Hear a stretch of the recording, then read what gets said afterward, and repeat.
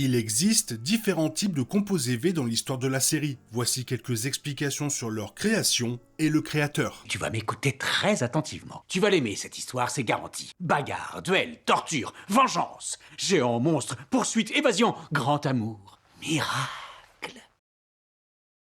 Et si on se demandait qui est le super le plus cool? Eh bien ça dépend de ce que le composé V leur donne comme pouvoir. Le protecteur vole et tire des lasers comme Superman, du déjà vu. A-Train court vite comme Flash, doublement ennuyeux. L'homme poisson, c'est Aquaman s'il manquait de confiance en lui. Et Sister Sage, voilà quelqu'un qui sort un peu du lot avec son intelligence. Et le petit soldat, il est cool aussi. Et avec sa voix là, son charisme et plus encore, ça fait de lui un super qu'on adore. Quoi qu'il en soit, qu'on trouve les super cool ou non, on peut admettre qu'il est fascinant de les voir utiliser leur pouvoir. Mais sans le composé V, ils seraient tous des gens ordinaires. Certains n'existeraient même pas. Personne dans l'univers n'a été mordu par une araignée ni ne vient d'une planète lointaine. Leurs pouvoirs sont liés au fameux sérum créé par le généticien allemand Frederick Vogt. Mais tous les composés V ne sont pas identiques. Récemment, la série a exploré plus en profondeur le V1, un variant spécial qui n'avait été qu'effleuré jusqu'à présent. Mais il faut commencer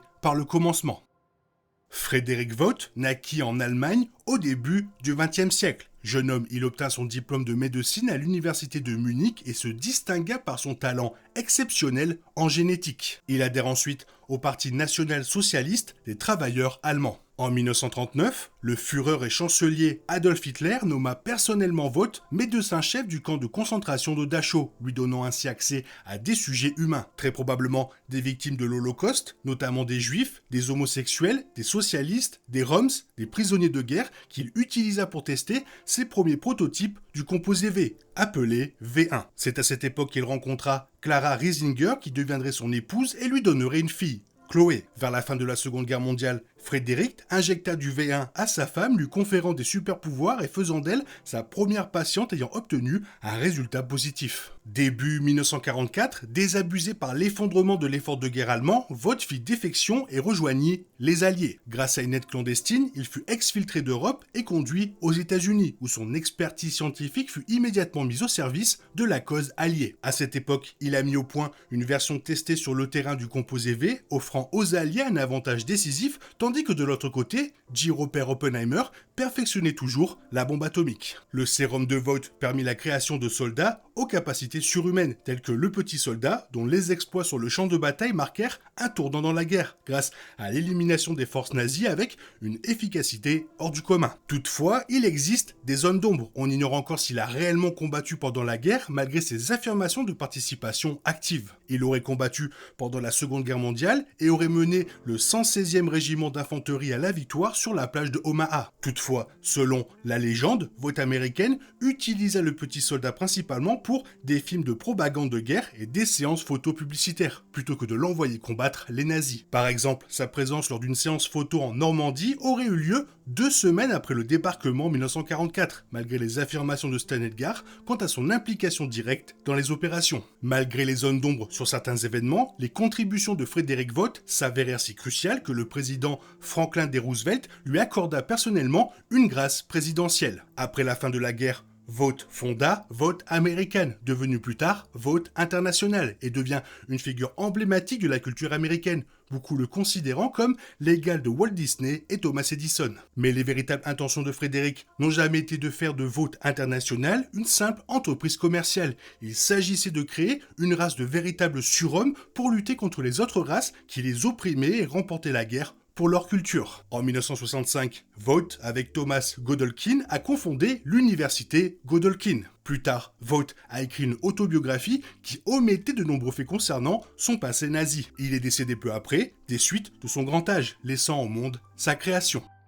Beaucoup de super immoraux rôdent la photo composé V améliorée, successeur du V1. Ce sérum se présente sous la forme d'un liquide bleu marine clair. Ses utilisateurs acquièrent des pouvoirs extraordinaires aléatoires une fois qu'ils pénètrent dans leur organisme. L'injection est généralement la méthode d'administration privilégiée, bien que la série contient une scène où des animaux de ferme développent des super pouvoirs après avoir bu de l'eau contaminée. Il est impossible de contrôler le résultat, et c'est pourquoi tant de super possèdent des pouvoirs bizarres.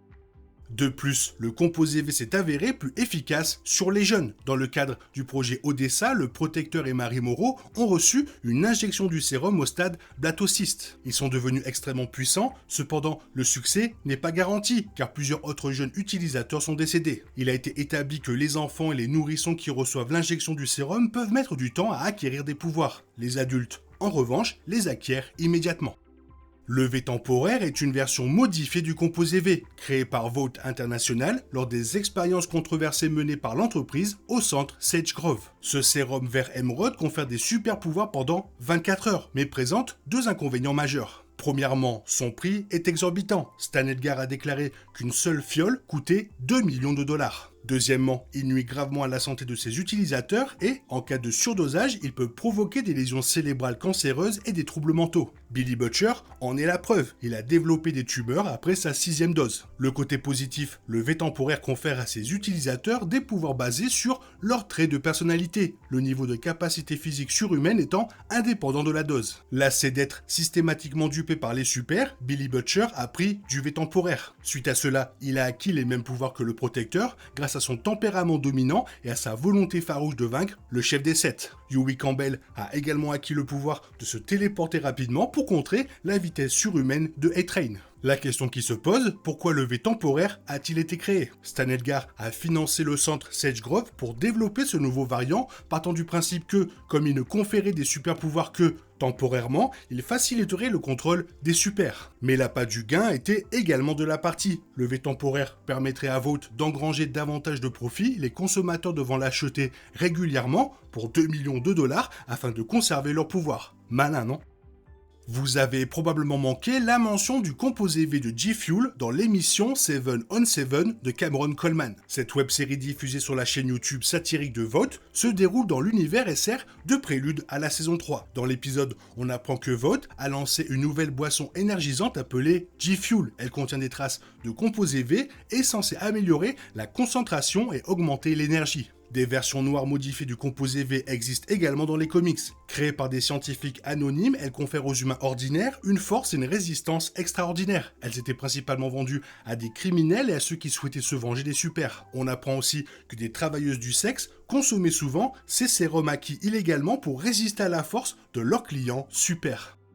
Le V1 est présenté en détail pour la première fois dans l'épisode 3 de la saison 5. Il s'agit d'une version exclusive à la série, jamais mentionnée dans les comics. Dans cet épisode, on apprend que ce sérum bleu clair trouble est la première version réussie de la formule originale du composé V, conférant à ses utilisateurs des capacités surhumaines extraordinaires. De plus, il les rend biologiquement immortels et les empêche complètement de vieillir. Le V1 se révèle être 10 fois plus puissant que le composé V moderne. Son principal inconvénient est son extrême instabilité. C'est pourquoi il n'a été administré avec succès qu'à quelques super, qui se trouvent être parmi les personnages les plus puissants de l'univers, notamment le petit soldat, Stormfront, Bombsight, Private Angel et Torpedo. Le seul autre super à avoir réussi à conserver le V1 dans ses veines est Thomas Godelkin dans la saison 2 de Gen V. Des milliers de militaires américains et de victimes de l'Holocauste auraient péri lors des premiers essais. En raison des risques, Vought a cessé son utilisation dans les années 50, le remplaçant par une version plus stable. C'est grâce au V1 que le petit soldat conserve une apparence jeune malgré le fait qu'il ait 107 ans. C'est aussi grâce à lui qu'il a survécu au virus super, ne présentant que de brefs symptômes superficiels après son exposition au complexe Teenage Kicks. Ce sérum antérieur au composé V possède une structure moléculaire unique, dépourvue des récepteurs spécifiques présents dans le composé V actuel. L'absence de ces récepteurs de liaison empêche le virus de s'y fixer. Sans surprise, le protecteur convoite désormais le V1 pour rester jeune et en vie, ce qui le mènera au Fort Harmony. L'équipe fouille dans de vieux dossiers Vought en possession de Stan, et la crème découvre que de nombreux fichiers datant de 1944 sont cryptés mais font également référence à Fort Harmony. Il ne lui faut pas longtemps pour déchiffrer le code. Fort Harmony était un hôpital militaire où travaillait Frederick Vought. Le 8 février 1944, l'hôpital militaire John Lincoln Clem de Clearfield en Pennsylvanie, désaffecté, fut transformé en un centre de recherche secret connu sous le nom de Fort Harmony. Frederick Vought y supervisait un programme militaire hautement confidentiel visant à créer des super soldats. Le 14 février, le programme débuta officiellement, utilisant comme cobaye des militaires américains en activité et des volontaires civils. Au début des années 50, Vought parvint à stabiliser le V1, mais seuls 5 sujets survécurent au processus. Peu après, il effaça toute trace du V1 et ordonna la fermeture de Fort Harmony. Le 15 juin 1963, un groupe de scouts partit camper dans la forêt, près de Fort Harmony. 36 heures plus tard, leur disparition fut signalée. La disparition ayant eu lieu à proximité d'un site gouvernemental classifié, le FBI fut saisi de l'affaire. Le 18 juin 1963, des agents découvrirent les corps des scouts, leur cage thoracique mystérieusement ouverte. Stan Edgar a bien dit à la crème qu'il était engagé dans une bataille perdue d'avance, car le capitalisme triomphera toujours, et il a même affirmé qu'il comptait bien reprendre la direction de Vought un jour. Il va donc probablement révéler l'information au protecteur. Ce serait une course contre la montre pour savoir qui parviendra en premier, et les boys sont plutôt mal partis. Nous en apprendrons certainement davantage sur Fort Harmony dans les prochains épisodes, et étant donné que Vought Rising se déroule dans les années 50, nous aurons un aperçu plus approfondi de Fort Harmony, du V1 et des horreurs perpétrées par Frederick Vought. C'est fou de savoir que tout a commencé pour les nazis et que finalement ça a créé un parti fasciste aux États-Unis. Toi, qu'est-ce que tu penses de tout ça? Fais-le moi savoir dans la zone commentaire. Qu'est-ce que tu aimerais voir par la suite? Dis-le moi aussi. Sinon, comme d'habitude, bisous bisous, bye bye. T'es toujours là, toi? C'est fini. Rentre chez toi. Allez, dehors. Dai, dai, dai.